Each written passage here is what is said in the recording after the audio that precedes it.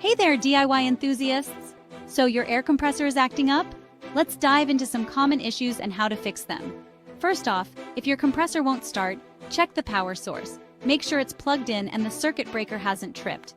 Also, inspect the power cord for any damage. Safety first, always.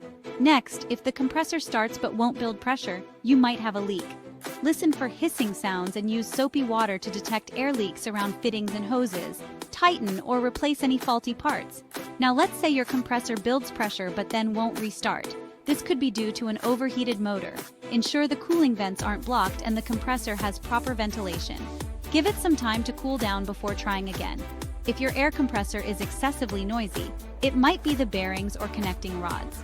These parts can wear out over time. Refer to your user manual for maintenance instructions or consult a professional if you're unsure. Lastly, if your compressor is running but delivering low air pressure, check the air filter. A clogged air filter reduces efficiency.